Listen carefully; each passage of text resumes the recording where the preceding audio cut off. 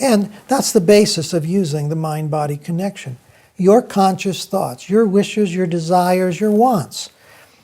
You create thoughts. And thoughts are things. Thoughts are a form of energy. And those thoughts are recognized. They resonate through every cell of your body. Your subconscious mind hears everything you hear, everything you say, and everything you picture or imagine in your mind. And I mentioned the subconscious cannot tell the difference between literal and figurative because it only processes literally. But the subconscious mind, the mind of your body, cannot tell the difference between what is real and what you imagine. Now that's an important point.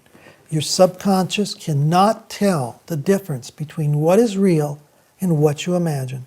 Think of the times you walked across the carpet or on a trail and jumped out of the way of what turned out to be something harmless. Twist tie the cat left on the carpet, but in that moment you jumped out of the way. You didn't even think to jump out of the way. A part of you moved you out of the way so that something harmful wouldn't have stung you. That subconscious mind perceives it its way, and it can't tell the difference between what's real and what is imagined. Here's another example. Often, I worked at IBM at the medical department for a while, and I saw a lot of engineers, very analytical, reasoning people who thought much of this mind-body business was sort of all in your head or imagined.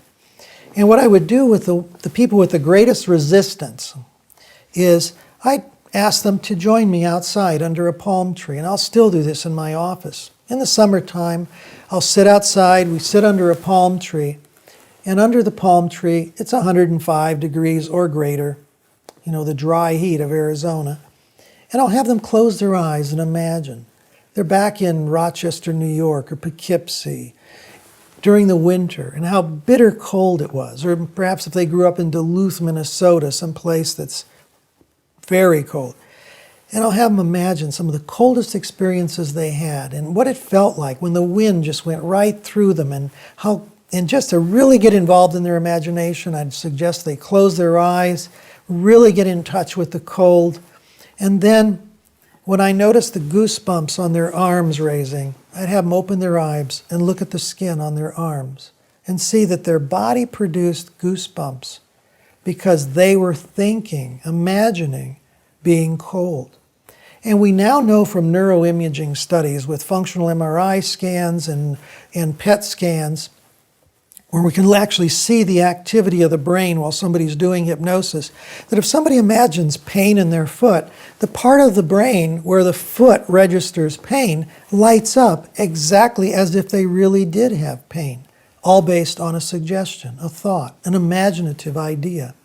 So the subconscious mind cannot tell the difference between what's real and what you imagine.